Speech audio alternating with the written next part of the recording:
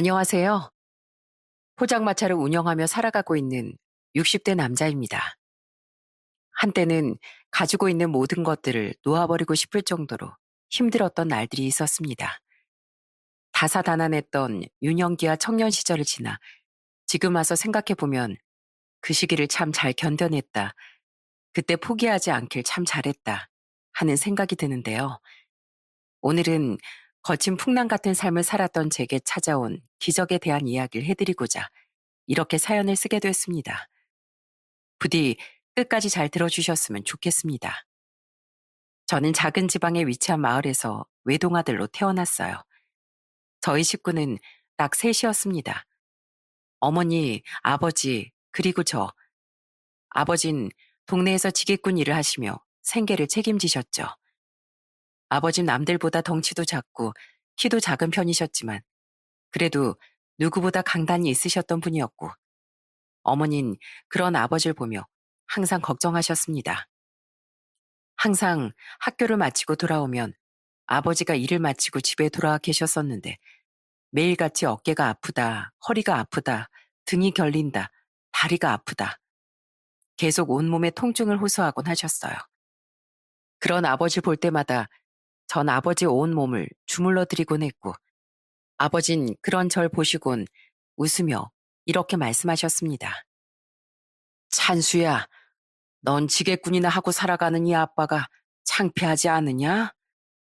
아니요. 전 아버지가 창피하다고 생각해 본 적 없어요.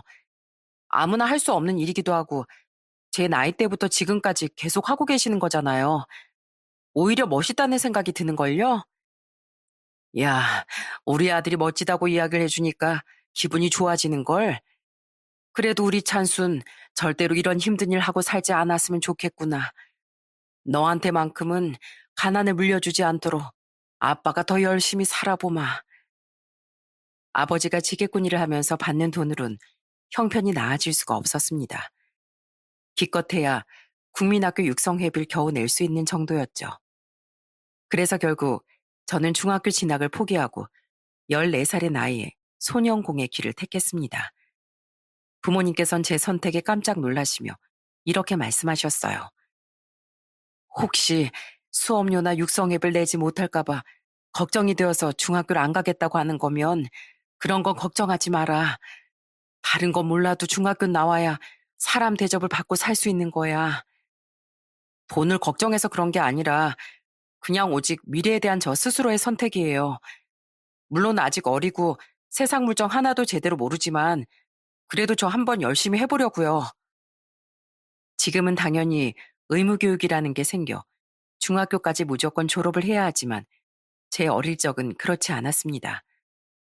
형편이 넉넉한 아이들보단 가난한 아이들이 훨씬 많아 국민학교만 졸업을 하고 취업을 하는 아이들이 굉장히 많았어요. 저도 그중 한 명이었죠. 14살에 처음 겪어본 사회는 정말 너무나도 가혹했어요. 작은 실수 하나에도 입에 담기도 힘들 정도의 욕설들이 거침없이 튀어나왔고 툭하면 쓸모없는 사람 취급을 하기도 했습니다. 하루에도 몇 번씩 이런 취급을 받아왔지만 저는 공장을 떠나지 않았어요. 누가 등을 떠민 것도 아니고 시킨 것도 아닌 오직 스스로의 선택이었으니 제가 다 감당을 해야 한다고 생각했거든요. 그렇게 공장에서 일을 한 지 1년 정도의 시간이 지났을까요? 평소처럼 출근을 해서 일을 하려고 기계를 켰는데 이상하게 기계가 작동이 안 되는 겁니다. 뭔가 이상해서 어디 이상이 있나 하고 만져보던 그때였어요. 아, 내 손가락. 기계가 뒤늦게 작동이 되면서 기계에 제 손가락이 말려 들어가 버린 것이었죠. 저는 통증에 몸부림을 쳤고 제 비명소리를 듣고 달려온 다른 직원들은 깜짝 놀라 기계를 끄고서 피가 흐르는 곳을 꾹 눌러 지혈한 채 저를 병원으로 데리고 갔어요. 일찍 병원에 갔다고 생각했지만 손상의 정도가 너무 심해서 손가락 봉합을 할 수가 없는 상태라는 말을 들었고 결국 저는 그날 왼손 검지손가락을 잃어버리고 말았습니다. 그리고 공장 반장님께서 저한테 이런 말을 하시더군요. 오늘 사고 난 거 치료받은 거랑 병원비 같은 건 공장에서 전부 내줄 거야. 하지만 앞으로 계속 같이 일을 하긴 어려울 것 같다. 혹시 손가락 때문에 그러시는 거예요? 그런 거라면 걱정 안 하셔도 돼요. 손가락 한 개가 없어도 잘할 수 있어요. 반장님 아시잖아요. 제가 지난 1년 동안 얼마나 열심히 일했는지. 그래, 알지. 그래도 공장 입장도 생각을 해줘야지. 긴 말하지 않으마.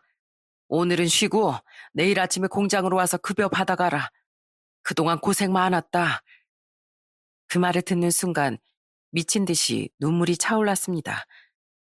정말 열심히 일을 했는데 이렇게 허무하게 마무리가 된다는 게 속상하기도 하고 서러운 마음도 들고 화가 나기도 했어요. 그래도 더 이상 일을 하고 싶다고 매달리진 않았습니다. 어차피 제가 더 말을 해봤자 결과는 달라질 게 없다는 걸 알고 있었거든요. 그날 부모님께선 제 손을 보고 목 놓아 엉엉 우셨습니다. 특히 어머니께서 정말 많이 속상해 하셨어요. 많이 아팠지, 아가. 미안해. 엄마가 너한테 할 수 있는 말이 미안하다는 말밖에 없어서. 아니에요, 어머니. 보세요. 이렇게 멀쩡하잖아요. 인생에 손가락 하나 없다고 사는데 크게 영향을 받는 것도 아니고, 이젠 아프지도 않아요. 병원비도 공장에서 다 내주셔서 돈 걱정도 없었고요. 괜찮으니까 울지 마세요, 어머니. 비록 손가락 하나는 없었지만 저는 좌절을 하거나 현실을 부정하고만 있진 않았습니다. 그런다고 달라질 수 있는 건 하나도 없다는 걸 누구보다 잘 알고 있었거든요. 그렇게 사고가 난 공장에서 그만둔 후 일을 할 수 있는 새로운 곳을 찾아다녔습니다. 그런데 한쪽 손가락이 없다는 이유 하나만으로 제게 대놓고 재수 없다고 말을 하는 사람도 있었고, 우리 공장은 당신 같은 사람을 뽑지 않는다며 모욕을 하는 사람도 있었어요. 면접을 가는 족조 재수 없는 사람 취급을 당할 뿐이었죠. 그렇게 가는 곳마다 모욕을 듣던 저는 마지막으로 신발 공장에 면접을 보러 갔습니다. 그런데 거기 공장장님과 반장님께서 제 모습을 보시더니 이런 말씀을 하시는 게 아니겠어요? 어린 나이에 사고를 당하고도 뭐라도 하려고 하는 이 열정적인 모습이 너무 보기 좋아요. 만약 내가 그런 사고를 당했다면 이렇게 살 수 있었을까 하는 생각도 들고, 우리랑 같이 일해보면 좋을 것 같은데 어때요? 할 수 있겠어요? 네, 어떤 일이든 시켜만 주시면 정말 최선을 다하겠습니다. 그렇게 전 신발 공장에서 다시 일을 시작할 수 있었습니다. 다른 곳에서 외면했던 절 따뜻하게 품어준 곳이었기에 더욱 열심히 일했고, 어린 아이지만 다른 어른들보다도 훨씬 더 열심히 한다며 공장에서 일하시는 삼촌들 그리고 이모님들은 저를 무척이나 아껴주셨어요. 일이 잘 풀리니 앞으론 웃을 날만 있을 줄 알았습니다. 하지만 불행은 정말 예고 없이 저희 가족을 집어삼키고 말았어요. 제가 17살이 되던 해 아버지께서 돌아가시게 된 것이었습니다. 평소처럼 지게를 지고 다녀오겠다고 집을 나선 아버진 항상 올라가시던 산에서 발을 헛디뎌 아래로 떨어지셨고 머리를 크게 다쳐 결국 세상을 떠나셨어요. 아버지의 영정사진을 보며 어머님 가슴을 퍽퍽 내려치시며 소리를 지르셨습니다. 여보, 그동안 정말 고생만 했으니까 이제 거기에선 행복하기만 해. 아프지도 말고 힘든 일도 하지 말고 웃으면서 살고 있어. 난 나중에 우리 찬수 장가 보내놓고 손주 낳고 오순도순 행복하게 사는 것까지 보고 갈 테니까 그때 나 꼭 마중 나와줘야 돼. 사랑해, 여보. 그렇게 눈물로 아버지를 떠나보낸 후 어머니께서도 식당 일을 시작하셨습니다. 그냥 집에 계셔도 된다고 돈은 제가 벌어오겠다고 말씀드렸지만 집에 혼자 있으면 계속 안 좋은 생각도 들고 우울하고 무기력해져서 안 되겠다고 하시더군요. 어느 날은 어머니께서 저보다 좀 늦게 퇴근을 하신 날이었는데 갑자기 제 손을 잡더니 미안하다고 하시는 겁니다. 오늘 식당 사장님 아들을 처음으로 만났는데 딱 네 또래 같아 보이더라고. 교복을 입고 안녕하세요 하고 인사를 하는데 그 모습이 어찌 그렇게 보기가 좋던지 네 생각이 절로 나던 거 있지? 아휴, 우리도 여유가 좀 있는 집안이었다면 지금쯤 넌 교복 입고 책가방 메고 학교를 다니고 있을 텐데. 어머니, 전 지금도 충분히 행복해요. 어쩌면 학교에 앉아 공부하는 것보다 훨씬 더 배우는 게 많은 것 같기도 하고요. 그러니까 저한테 미안하다는 말씀 안 하셨으면 좋겠어요. 배움을 다하는 것만이 행복의 지표가 되는 건 아니라고 생각했습니다. 남들보단 조금 더 일찍 사회생활을 시작하는 것도 나름대로 의미가 있다 싶었거든요. 그렇게 어린 시절부터 공장 생활을 시작한 저는 일이 손에 익숙해진 어른으로 성장하게 됐습니다. 그렇게 시간이 흘러 30대 초반이 됐을 즈음 아내를 만나 결혼을 하게 됐어요.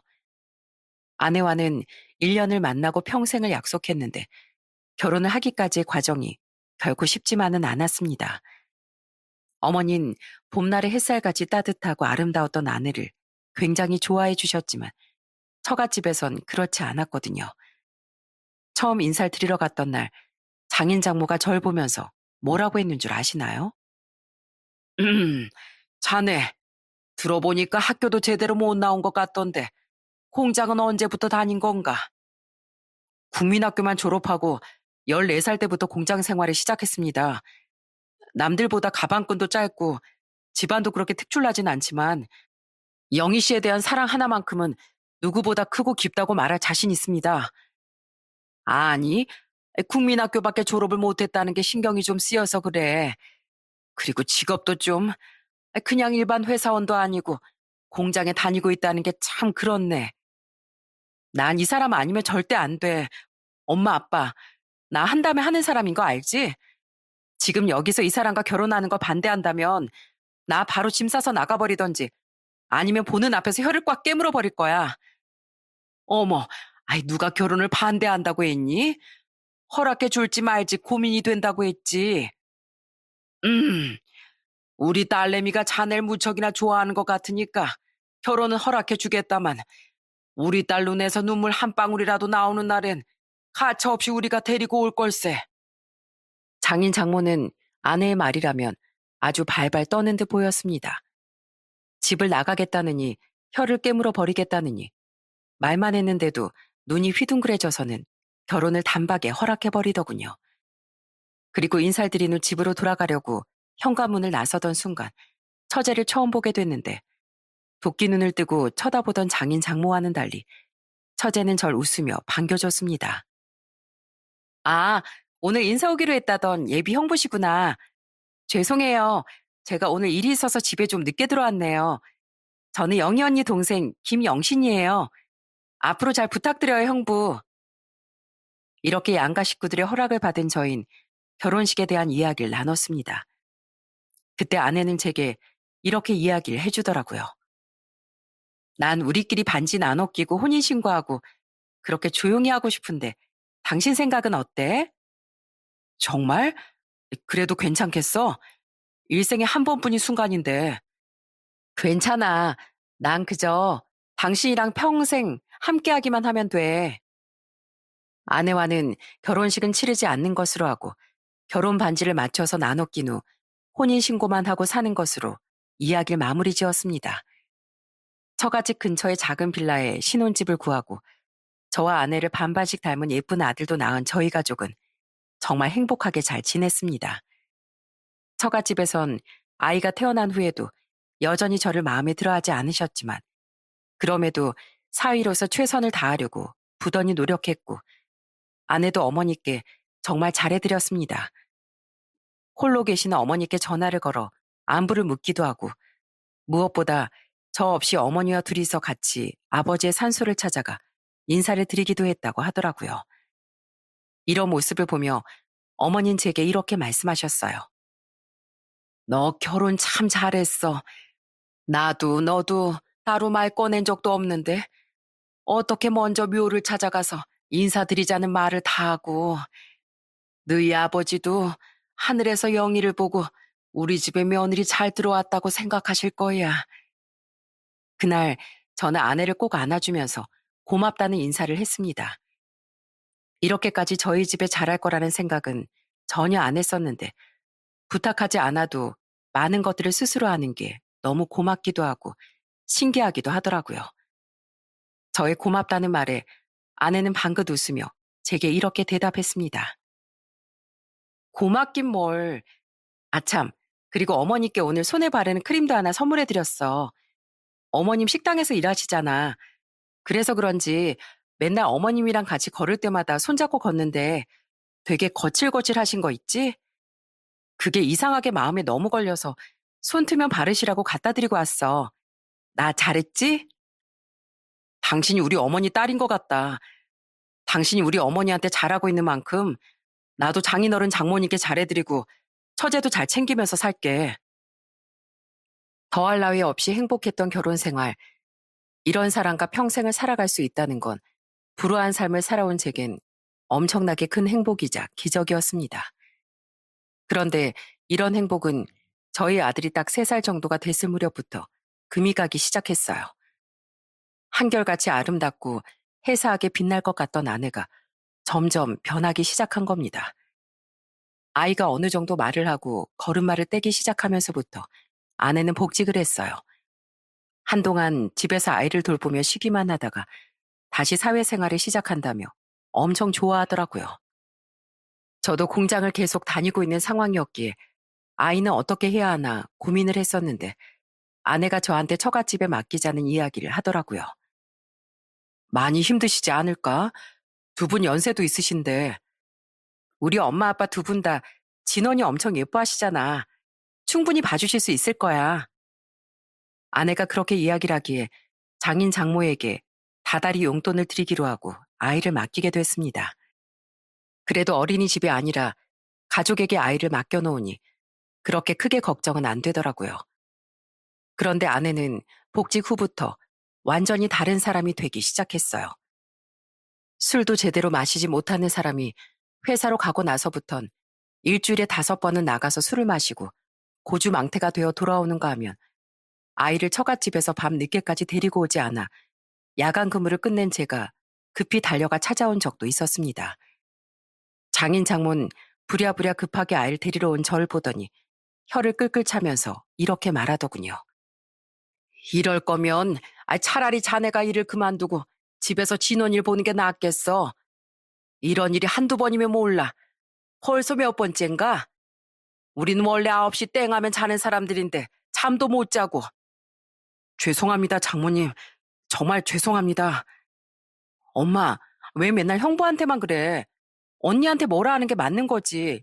적당히 좀 해. 장인 장모의 타박 속에 제 편을 들어주는 사람은 처제뿐이었어요. 사실 변한 건 이뿐만이 아니었습니다. 저보다 어머니를 더 많이 찾아가고 시도 때도 없이 연락을 하던 아내는 더 이상 저희 어머니께도 연락을 드리지 않았어요. 오죽하면 어머니께서 저희 집으로 전화를 거셔서 걱정을 하실 정도였어요. 요새 영이 무슨 일 있는 거 아니지? 하루에 꼭 2번씩은 연락을 하던 애가 요즘 들어선 전화도 통 안 하고 찾아오지도 않아서 혹시 어디 아픈가 싶어 걱정이 되네. 어머니, 요즘 그 사람이 좀 많이 바빠서 그래요. 나중에 시간 되면 꼭 전화드리라고 할게요. 어머니도 이렇게 걱정을 하시니 이제 그냥 지켜볼 수만은 없겠다는 생각이 들더라고요. 사람이 변하겠지. 잠깐 저러는 거겠지. 바빠서 그런 거겠지. 이것도 어느 정도여야 이해를 해주는데 계속해서 이런 모습만 보이니 정말 속이 뒤집어질 것 같아 결국 어느 날 저는 출근하는 아내를 붙잡고서 이렇게 말했습니다. 당신 요즘 이상해진 거 알아? 매일같이 술을 먹고 들어오질 않나. 애도 데리러 가야 하는데 나 몰라라 하질 않나. 좀 적당히 할 수 없어? 아우, 안 그래도 요새 바빠서 스트레스 받을 거 천지니까 잔소리 좀 하지 마. 아내가 신경질을 내는 걸 보고서야 깨달았습니다. 저희 어머니 앞에서 애교를 부리고 안부를 묻고 제 앞에서 그동안 보여줬던 모든 모습들은 다 꾸며진 모습들이고 이 모습이 바로 아내의 본 모습이라는 걸 말이죠. 저와 아내는 그날 이후로 긴 대화를 나누지 않았습니다. 아내가 늦게까지 술을 마시고 들어오든지 말든지 신경을 쓰지 않았고 반장님께 잘 이야기를 해 항상 6시에 퇴근해서 아내보다 먼저 아들을 데리러 가곤 했습니다. 그렇게 아내와의 냉전이 이어진 지 6개월 정도의 시간이 흘렀을까요? 여느 때처럼 아이를 데리러 처갓집으로 찾아갔는데 처제가 갑자기 이런 이야기를 하더군요.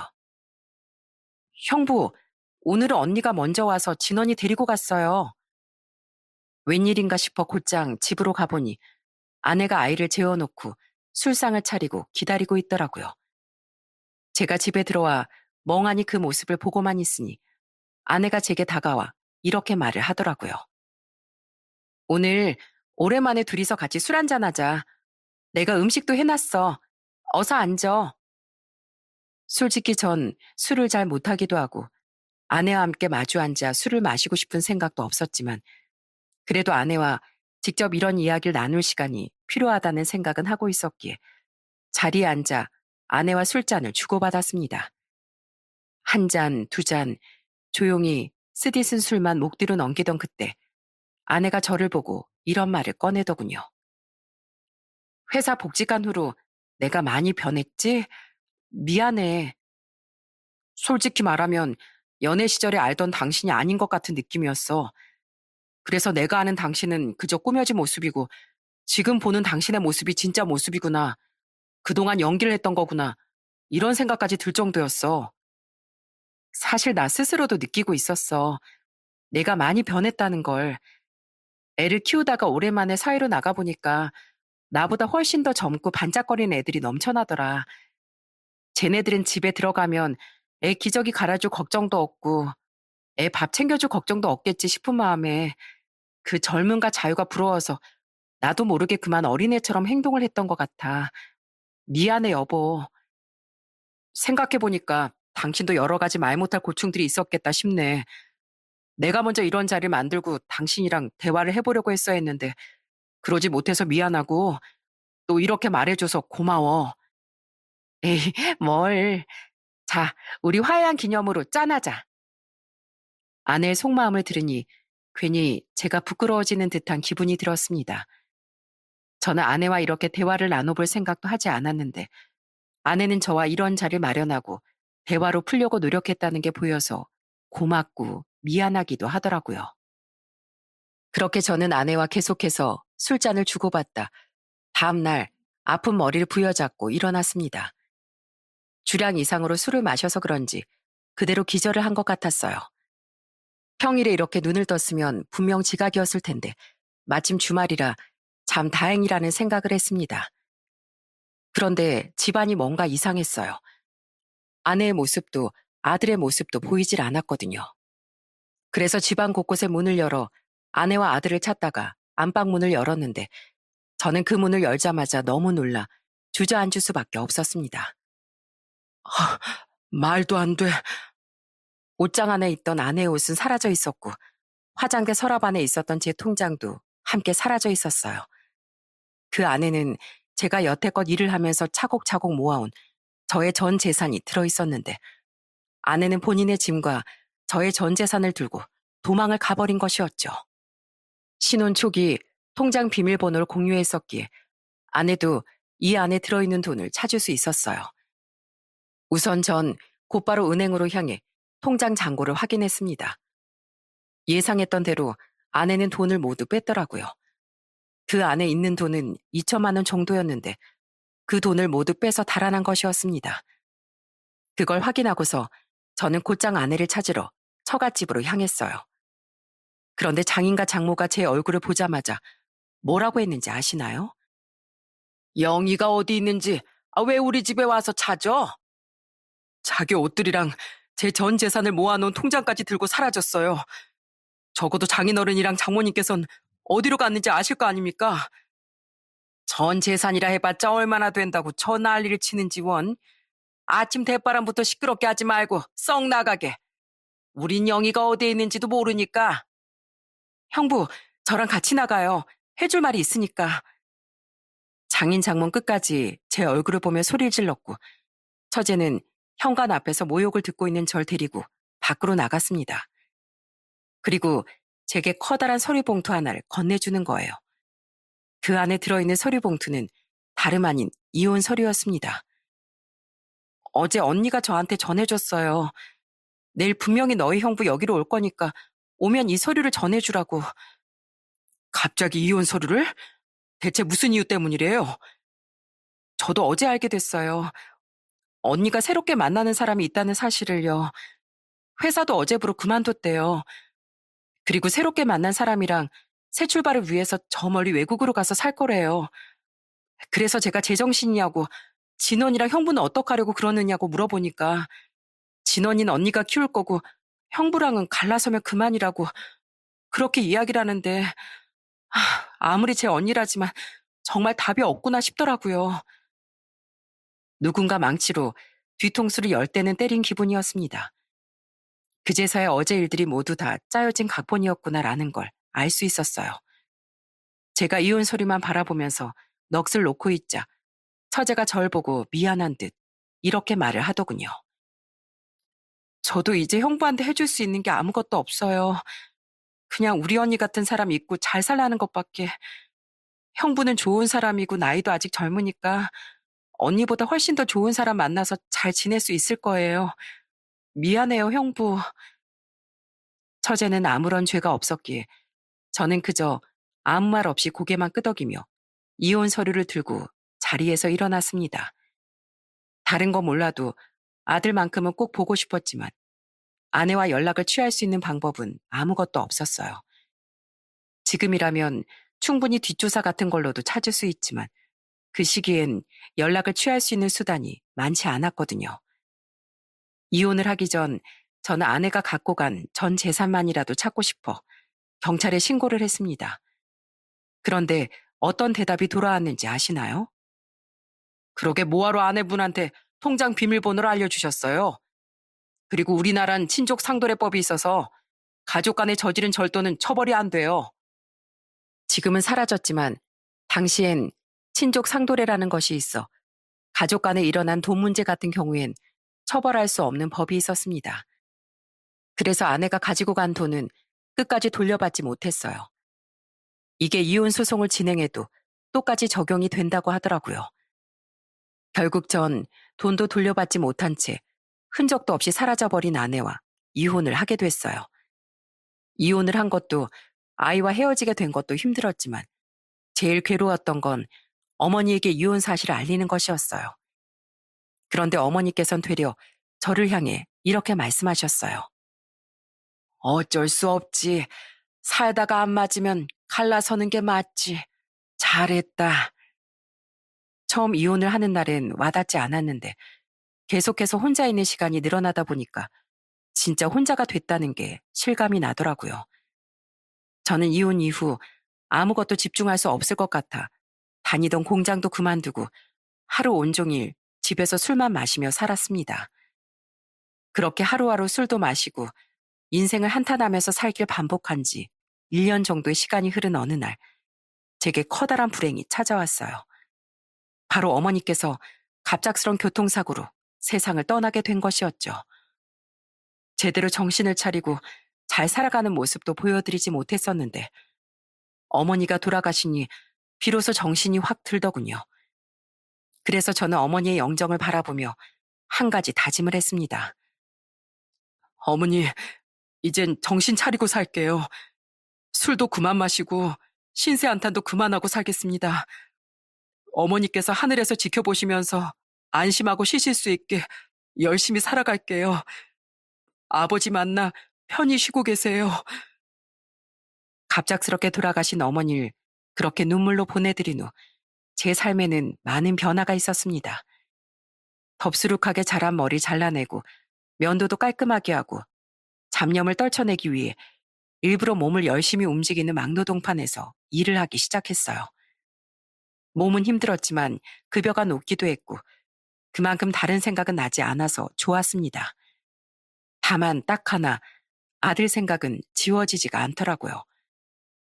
그래서 저는 아들이 그리워질 때마다 어릴 적 찍어놓았던 사진을 보면서 애써 그리움을 달래곤 했습니다.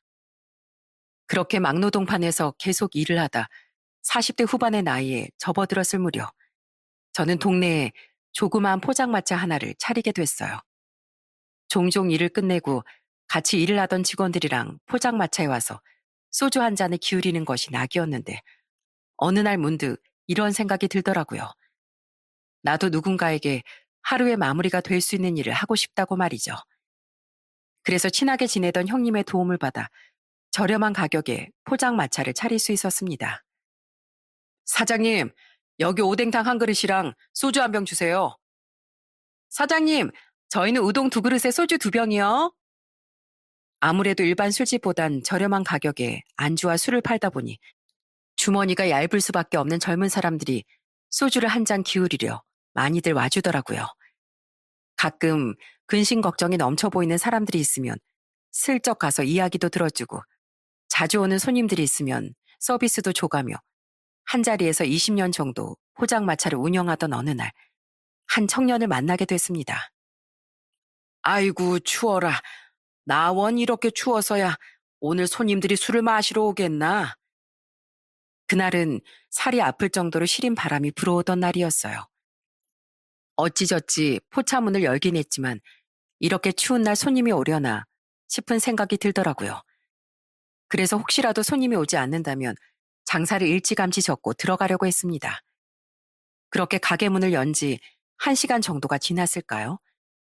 가게 안으로 웬 젊은 청년 한 명이 들어왔습니다. 저는 그 청년의 얼굴을 보고 깜짝 놀랄 수밖에 없었어요. 얼마나 눈물을 흘린 건지 눈도 퉁퉁 부어있고 코랑 볼도 무척이나 빨개져 있었거든요. 저는 애써 청년의 얼굴을 못 본 척하고서 빠르게 청년 앞으로 난로를 가져다 놨습니다. 아이고, 밖이 많이 춥죠? 여기 난로에 몸 좀 녹이고 있어요. 자, 어떤 거 드릴까요? 안주는 필요 없고 소주 한 병만 갖다 주세요. 예? 안주 없이 소주만요? 네, 소주만 가져다 주세요. 청년은 안주 없이 소주 한 병만을 주문했습니다. 그래서 저는 청년에게 조용히 소주 한 병과 뻥튀기 안주를 함께 가져다 주면서 청년의 맞은편에 앉아 이렇게 말했어요. 내가 술 장사하는 사람이긴 해도 우리 손님들 속 버리는 꼴은 못 보는 사람이거든. 다른 안주 먹기 싫으면 이 뻥튀기라도 먹어요. 파는 거 아니고 그냥 주는 거니까 부담 없이 먹어도 돼요. 정말 괜찮은데 감사합니다, 사장님. 그리고 딱 보니 오늘 무슨 일이 있었던 것 같은데 내가 또 우리 가게 혼자 오는 손님들 술친구 역할은 기가 막히게 해주거든요. 무슨 일이 있었는지 이야기해봐요. 청년은 한참 동안이나 침묵을 지키다 제 소주잔에 먼저 술을 채우고 본인의 잔에도 소주를 그득 따른 뒤 천천히 이야기를 시작했습니다. 저는 부모에게 버림받은 아이예요. 10살 때 부모님이 이혼을 하셨고 아버지 어머니 두 분 다 저를 키울 수 없다고 하시면서 고아원에 맡겨졌어요. 이런, 아이를 낳고 이혼을 했으면 둘 중 한 명이라도 나서서 키울 생각을 해야지. 고아원에 맡겨버리는 게 어딨어? 아이고, 어린 시절부터 고생이 많았네요. 너무 괴롭고 외롭고 슬프더라고요. 난 부모님께 버림받은 아이구나. 선택받지 못한 아이구나. 이런 생각까지 드니까 진짜 마음이 여러 갈래로 갈기갈기 찢어지는 기분도 들었고, 원장 수녀님이 잘해주셨는데도 쉽게 적응도 못하고 계속 겉돌기만 했어요. 당연하죠. 낯선 환경에서 적응하기란 정말 쉽지 않은 일이니까. 상황은 다르지만 나도 어린 시절 새로운 공간에 적응하는 게 어찌나 어려웠는지 몰라요. 그때 저한테 먼저 다가와준 친구가 한 명 있었어요. 저보다 훨씬 더 먼저 고아원으로 들어온 친구였죠. 그 친구가 저한테 와서는 인사를 하면서 같이 놀자고 손을 내밀더라고요. 그게 제가 고아원으로 들어온 지 딱 하루 만에 일어난 일이었어요. 청년은 그 친구의 손을 한번 거절했었지만 친구는 계속해서 청년에게 쉴 새 없이 손을 내밀었고 결국 청년은 그 손을 외면하지 않고 잡았다고 합니다. 부모님의 손 이후로 처음 잡아본 따뜻한 손이었다고 하더라고요. 그 친구는 저랑 영판 다른 성격을 가지고 있었어요. 저는 무척이나 소심한 데다 경계심도 강했는데 친구는 두루두루 다 잘 지내고 인사성도 밝고 활기차서 수녀님들도 무척이나 좋아하던 아이였죠. 저는 그 친구랑 가까워진 이후부터 고아원 생활에 빠르게 적응을 할 수 있었어요. 아이고, 그래도 다행이네. 그 애랑 전 모든 순간을 함께 했어요. 중학교는 저랑 같은 곳으로 진학을 했고, 고등학교도 함께 갔어요. 게다가 더 웃긴 게 뭐였는 줄 아세요? 저희 중학교, 고등학교 내내 쭉 같은 반이었어요. 아이고, 그러기가 쉽지 않은데 정말 신기해라. 말 그대로 인생 친구였죠. 항상 제 옆에서 사소한 것 하나도 잘 챙겨주는 엄마 같은 친구 말이에요. 그런 친구를 보면서 느낀 건 저앤 어쩌다가 고아원으로 들어왔나 하는 거였어요. 청년은 함께했던 친구가 어떻게 고아원에 들어왔는지에 대해 궁금해서 물어봤고, 그 친구는 4살이 되던 무렵 고아원으로 들어왔으며 어머니가 손을 잡고 그대로 맡긴 채 캐리어를 끌고 뒤도 돌아보지 않고 미련 없이 떠나갔다. 그때부터 쭉 고아원에서 살게 된 거라고 그렇게 대답을 했다더군요. 자고 있던 자기를 깨워서 어머니가 집 밖으로 데리고 나온 거랑 어머니의 손을 잡고 고아원으로 온 기억, 그리고 어머니하고 애타게 불렀지만 어머니는 캐리어를 끌고 뒤도 돌아보지 않고 사라졌던 것까지 모두 기억한다더라고요. 저는 친구가 대단하다고 생각했어요. 저라면 그런 일이 있었을 때 절대로 밝게 지낼 수 없을 것 같았거든요. 그렇게 제 인생의 전부가 되어준 친구인데. 청년은 이야기를 이어나가다 말고 말끝을 흐리며 눈물을 흘렸습니다. 저는 그런 청년의 어깨를 토닥여주고 티슈를 건네줬어요. 한참 동안 감정을 추스르던 청년은 먹먹한 목소리로 이야기를 이어나갔습니다. 저희는 고아원을 나온 후에도 한 집에서 같이 살았어요. 정말 더할 나위 없이 즐거웠죠. 서로 할 줄 아는 것도 같아서 회사도 함께 입사를 했어요. 회사 사람들도 저희들어 쌍둥이 같다고 불렀었고요. 어린 시절부터 성인이 된 지금까지도 제 옆을 쭉 지켜온 제 친구가 많이 아프대요. 아이고, 어디가 아프대요? 어느 날부턴가 배가 자꾸 아프다고 병원에 같이 좀 가달라고 하길래 같이 가줬는데 대장암 사기 판정을 받았어요. 다른 장기로의 전이는 없지만 암의 크기가 너무 크다고, 항암을 해도 암의 크기가 줄어들지 않으면 어쩌면 말기로 넘어갈 수도 있겠다면서 그렇게 말씀을 하시는데 정말 절망적이더라고요. 저는 청년의 안타까운 한마디에 절로 탄식했습니다. 말만 들어도 열심히 살아온 청년 같았는데 어떻게 이런 일이 일어날 수 있나 싶었죠. 친구는 그 소리를 듣고 마지막으로 자기를 키워준 부모님이 어떻게 살고 있는지 궁금하다고 하더라고요.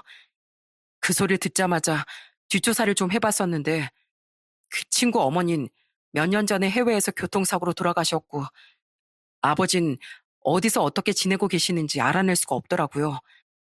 친구한테 그 사실을 말해주니까 눈 감기 전에 아버지를 꼭 보고 싶다고 그러더라고요. 아휴, 듣는 내가 다 속상하고 마음이 안 좋네요. 그래, 그 친구 이름이 뭐예요?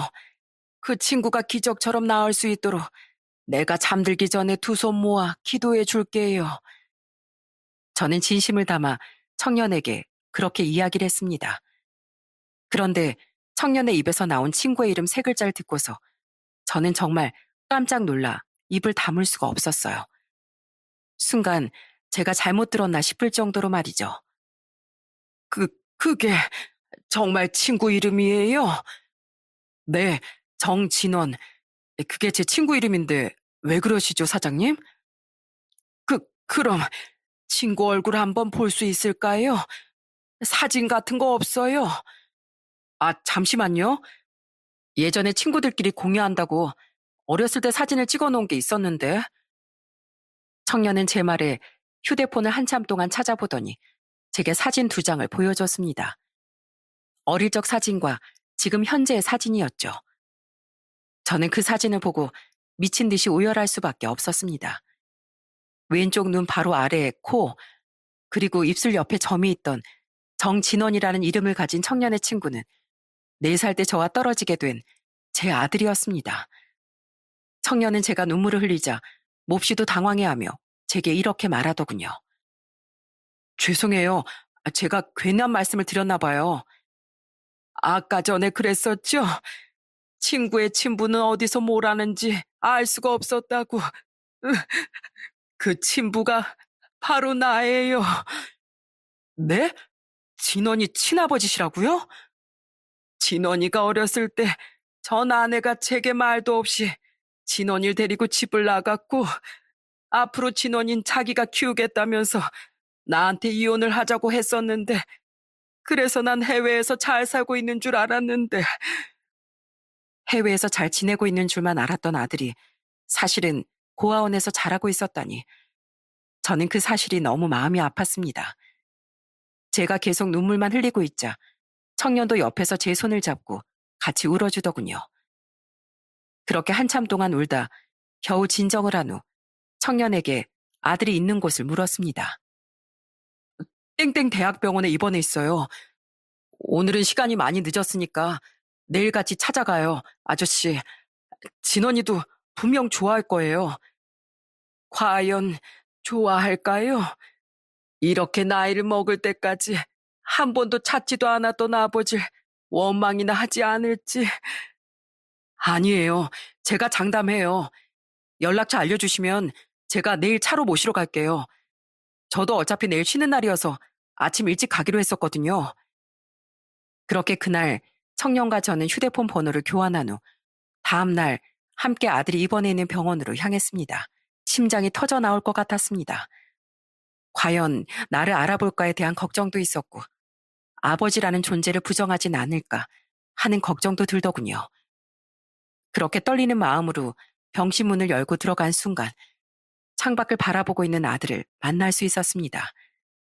아들은 문이 열리자마자 제 쪽을 바라보면서 밝게 웃다가 제 얼굴을 한번 보더니 당황스러운 표정으로 옆에 있는 청년에게 이렇게 묻더군요. 어? 은호야, 이분은 누구? 진원아, 혹시 내가 누군지 알아보겠냐? 아니요, 처음 뵙습니다만 누구세요? 아들은 역시 절 한눈에 알아보지 못하더군요. 저는 떨리는 마음을 주체하지 못하고 이내 눈물을 흘리며 아들에게 다가가 아들의 손을 잡고 이렇게 말했어요. 진원아, 아버지야, 못 알아보겠지? 미안하다. 내가 이제서야 널 찾아오다니. 조금 더 일찍 찾아왔어야 했는데 난 애비로서 자격이 없는 사람이야. 네가 고아원에서 자라고 있었는지도 모르고. 네? 아버지라고요? 그래. 자, 봐라. 내가 항상 내 지갑 속에 넣고 다니던 네 사진이야. 저는 지갑 속에 있던 사진을 꺼내 아들에게 보여줬습니다. 이미 빛이 많이 바랜 사진이었지만 얼굴 하나만큼은 선명하게 남아 있었어요. 아들은 그 사진을 보자마자 눈이 휘둥그레지더니 이내 저를 와락 끌어안으며 눈물을 펑펑 쏟아냈습니다. 저, 정말 저희 아버지예요? 아버지가 맞아요? 그래, 내가 친언니, 네 아버지야. 아이고, 내 아들 정말 잘 커줬어. 그런데 몸은 괜찮아? 대장암이란 이야기를 들었는데 아버지 얼굴 보니까 통증까지 싹 사라진 것 같아요. 너무 보고 싶었어요, 아버지. 아버지 얼굴 한번 못 보고 눈 감는 줄 알았는데 이렇게 만나니까 너무 행복해요. 진심으로요. 이 녀석아, 네가 눈을 왜 감어? 희망을 가져야지. 이제야 이 애비를 만났으니 더욱 용기 내서 치료도 받고 밥도 잘 먹고 약도 잘 먹고 해야 할 거 아니야. 저는 아들을 향해 이렇게 말했습니다. 아들은 잔잔한 미소만 띌 뿐 저한테 어떤 말도 하질 않더라고요. 그 모습을 보고 제 옆에 있던 아들의 친구 은호도 말을 거들었습니다. 너 아버지 뵙고 싶다고 했었잖아. 어린 시절부터 떨어져서 이렇게 기적처럼 다시 만났는데 자꾸 그렇게 부정적인 이야기만 하면 아버지가 어떤 마음이 드시겠어. 그치만 대장암 사기는 완치 확률도 낮고 암 덩어리가 줄어들기 전까진 수술도 불가능하다고. 세상에 불가능이라는 건 없다. 항암 치료 잘 받으면 분명히 좋아질 거야. 이 애빈 네가 해낼 수 있을 거라 믿는다. 어차피 우리 집에서 여기까지 시간도 그렇게 많이 안 걸리니까 내 매일매일 찾아와서 널 챙겨주마. 아니에요, 아버지. 괜히 힘드신데 그러지 않으셔도 돼요. 난 널 그렇게 보내고 나서 얼마나 많이 후회를 했는지 모른다. 등교하는 아이들을 볼 때마다 우리 진원이도 딱 저 정도 나이일 텐데 하는 생각을 하면서 살았어. 계속해서 가슴에 널 묻고 살았는데 이렇게 다시 만났으니까 그 정도는 당연히 해줘야 하는 거 아니겠냐. 그러니까 넌 내 걱정이랑 하지 말고 치료 잘 받고 네 몸만 잘 챙기면 돼. 아들은 또 한 번 눈물을 흘리며 저를 꼭 끌어안았습니다. 품에 안았을 때 느껴지는 야윈 몸이 제 마음을 한 번 더 아프게 후벼 팠어요. 하지만 전 절대로 희망을 놓지 않기로 다짐했고 그날 이후부터 아들의 주 보호자가 되어 열심히 아들을 돌봤습니다. 아픈 아들을 곁에서 지켜보는 건 정말 억장이 무너지고 괴로운 일이었지만 그래도 저는 아들 옆에서 계속 희망을 이야기했어요. 괜찮아질 거라고, 언젠가 다 좋아질 거라고, 나을 수 있다고 말이죠. 그런 절 보며 어느 날 아들이 이런 이야기를 하더군요. 아버지, 저 이 순간이 정말 꿈만 같아요. 살아생전에 아버지를 뵐 수 있을까? 한 번이라도 사랑한다고, 보고 싶었다고 직접 얼굴을 보고 말해드리고 싶은데 정말 그런 순간들이 오기나 할까 싶었거든요. 그런데 그렇게 머릿속으로 그리기만 했던 아버지께서 이렇게 옆에서 손도 잡아주시고 이렇게 절 간호해주고 있다는 게 믿기지가 않아요. 나도 그렇다 진원아. 요즘 내 소원은 딱 하나다.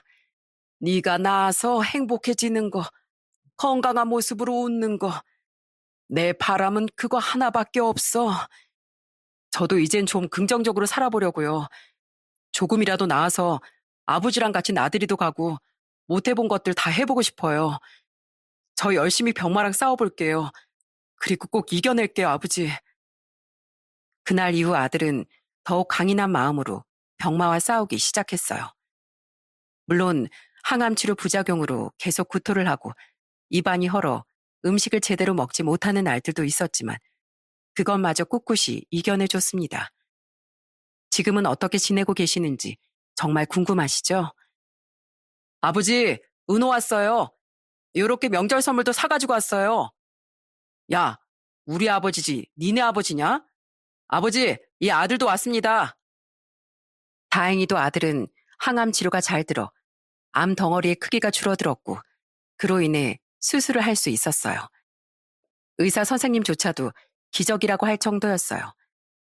물론 아직 완치 판정을 받기까진 한참의 시간이 남았고 남은 항암 치료도 있지만 이전보단 훨씬 더 밝고 건강하게 잘 지내고 있답니다. 이번 명절에도 둘이 함께 찾아와서는 같이 절도 올리고 명절 음식도 해먹고 참 재미있는 시간을 보냈습니다. 그리고 이제는 장거리 이동이 가능해져 함께 아들과 국내 여행을 다니고 있습니다. 아들과 살아생전 여행을 다녀보는 게 소원이었는데 그 소원을 60대 중반쯤에야 이루다니 참 감회가 새롭더라고요. 저희 아들 옆에는 항상 은호가 같이 있었다 보니 제게는 이제 두 아들이 생긴 셈이 됐습니다.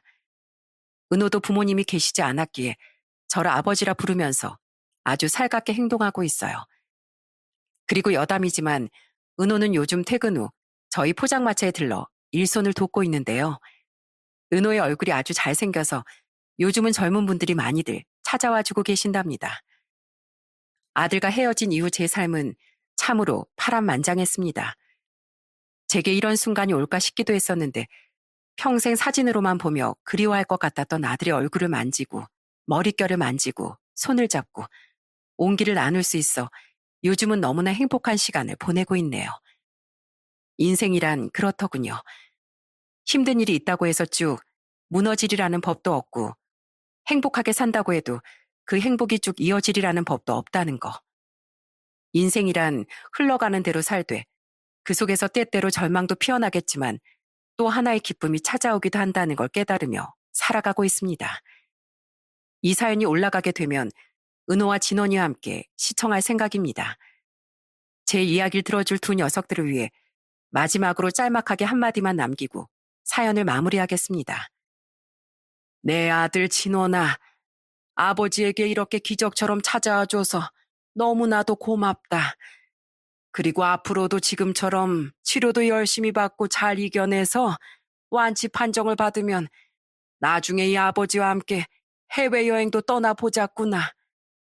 그리고 은호야, 네가 우리 진원이의 가장 친한 친구라 내 마음이 놓인다.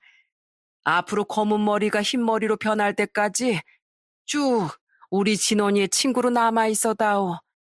항상 고맙다. 제 사연은 여기까지입니다. 모두들 행복한 날들만 가득하시길 바라겠습니다.